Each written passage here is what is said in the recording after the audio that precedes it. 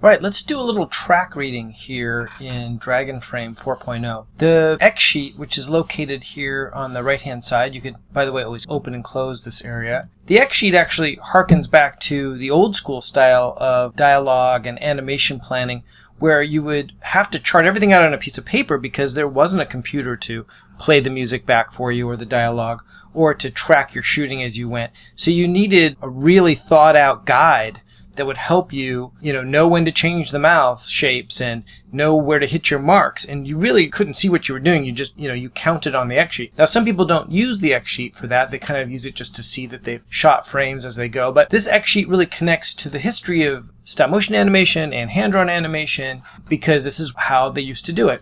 And by the way, here, if you click this button, it makes it look like the old school, like a lighter, black lines on a lighter background. Anyway, most people have it like this. When it comes to dialogue, nowadays, we could just put the sound in here, and some people could just, as they're stepping along, just listen to the playback and sync because we have the computer. So for instance, I've got this little piece of dialogue from a fish called Wanda, and I'm just going to bring it into the audio workspace. Let's just start with that. In the audio workspace, I'm going to have to add an audio layer by adding a track there. So that adds the track.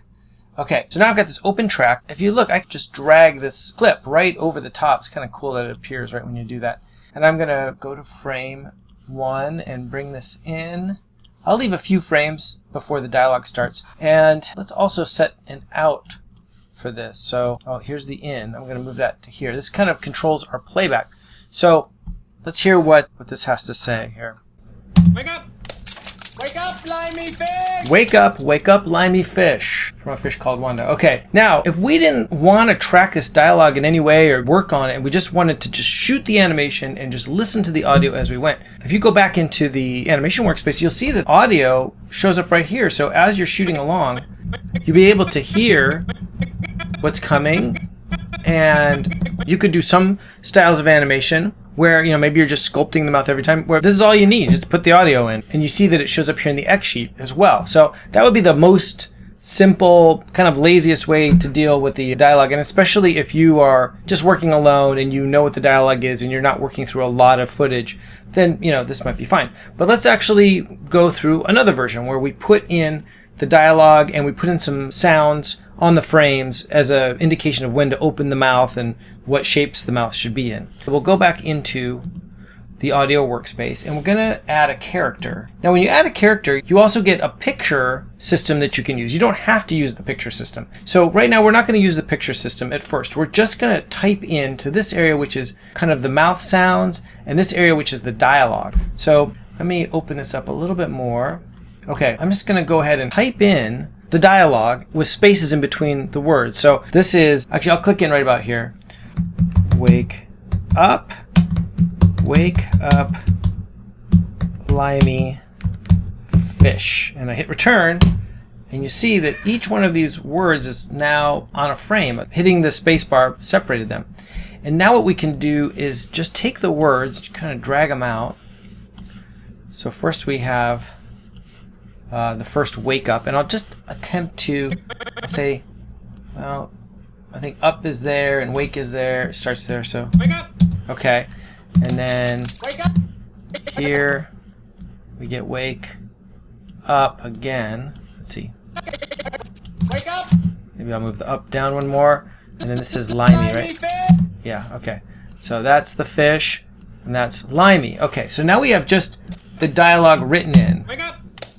Wake up, limey fish! And this is good if you are trying to think about, what's coming next and you're looking at your X sheet. So if we go back into the animation window where you're working, you'll see I had already created a character layer here, but if you didn't see your dialogue showing up, you'd want to go to this plus and say add dialogue 1, okay?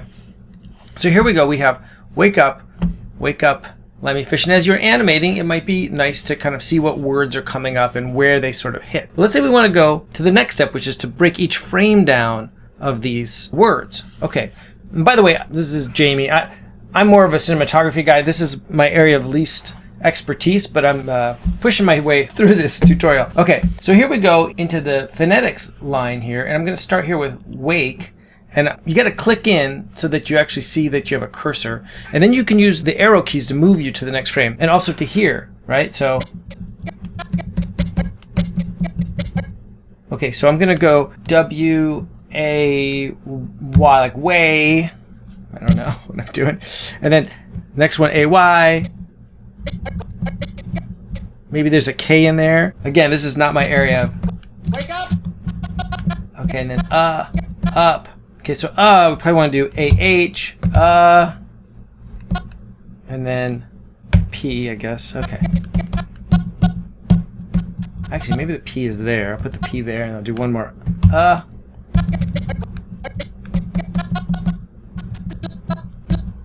Okay, so I'm going to do L-Y, lie. And then I think the M is here. And then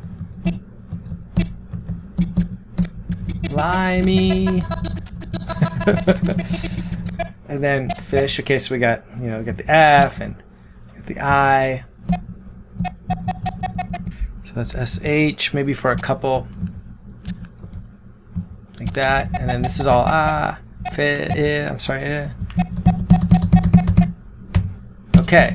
So you can also copy and paste. So you can see over here, I didn't put the dialogue here at the first wake up. So I can come over here and shift click all this, copy, and just click like that and go paste. There we go. But the timing doesn't work out, so we need to kind of truncate this like that. Okay. So looking at the track reads here, I can turn this on, and this first version here will show us the word that's coming up. And if I start stepping through the frames here, you see here comes the sound, and you can see what is coming up and what's on the frame you're at. It's kind of a cool little thing you can put wherever you want. What if I just hit play here? Let's see. Wake up! It's kind of cool. Wake up! And of course, you can always just look at this on the X sheet as you're going, one frame at a time, and you're watching your shooting position as you go, and you see where you're at. So that's how you put in basic dialogue and some different ways to look at it while you're filming. And if you think it's getting too cluttered in there, of course, go ahead and go to the guide layers and turn that off, or whatever you need to do. Okay, I'm going to close this as well. Ooh, look at that. Clean screen. Let's go back into the audio workspace.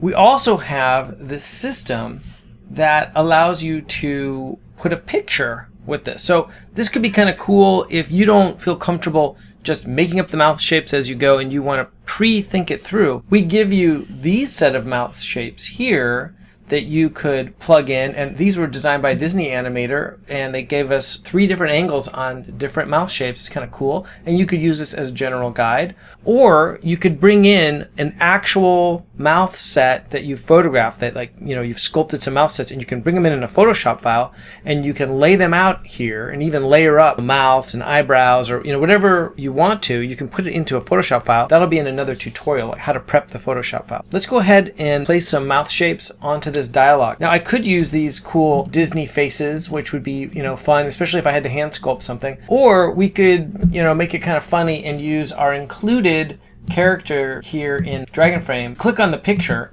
whatever you've imported. So we have the mouth shapes, that's what we're looking at right now, and I also have Dr. Sock. So if we bring in Dr. Sock, he's a sock puppet, and we will start with his mouth closed. Okay, maybe we could have him do a little blink right in here. So I'm going to open this up a little bit and click on that frame, and I'm going to go to I and put the blink on top of that, and then I'll put that on for 2 frames, and then on this frame we'll take away the blink. And the way you do that is you click this box down here that looks like just a black box. That basically turns off. If you need a layer to turn off, that's what that does. So now let's see what we got. We got a little blink. Wake up! Okay, nice blink. Now we need to get to way, so I'm going to go to the mouse. And, I'm just going to have to take a guess here on what make a good W. I'm going to go with L. Some dialogue person's probably cursing me right now, but okay. There we go. Way. And I'm going to throw in this A there. We're going to go right into up. So we got to go, wake up. Maybe I'll do this.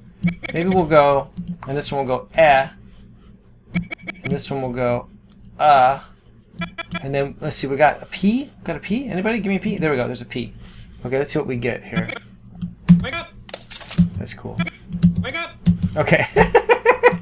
Okay. And then we probably want to kind of put them back to maybe one more of the P, and then one, and then maybe neutral again. And maybe another, maybe we'll put a blink on the eye layer here. I don't know if you noticed, but there's different layers. Okay, so we'll put another blink in there. 2-frame blink, maybe. And then there we turn it off. Okay, let's see what we got going here. Wake up!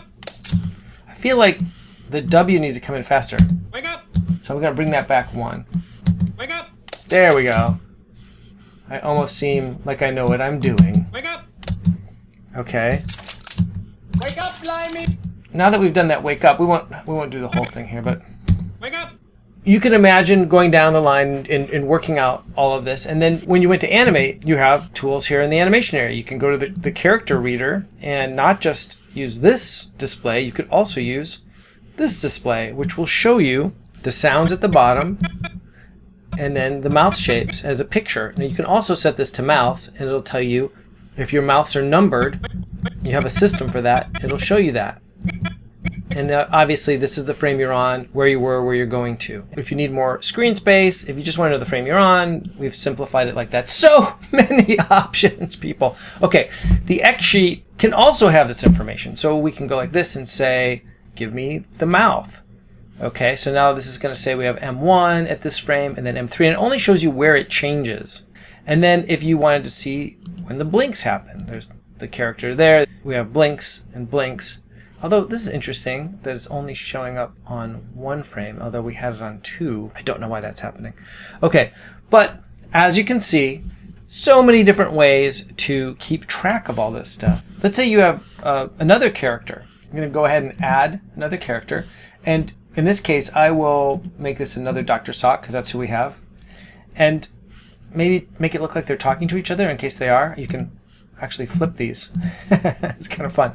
So you could do a whole dialogue scene back and forth between 2 characters, or 3 characters, or 4 characters. I think you're going to have a bunch up here, and they all could be talking to each other, and you could plan out the timing, even move your dialogue around a little bit if this is where you want to mess with some of the timing, and work out all of the phonetics and the mouth shapes, and then use our tools to look at them while you're animating, so you have total backup as you go. I hope this was informative. Make sure to check out our video on how to set up a Photoshop file that has mouth shapes in it, and it can also have eyes, and you can really do whatever you want within it, multiple layers, and then animate it in the audio workspace as a pre-animation. Okay, thanks.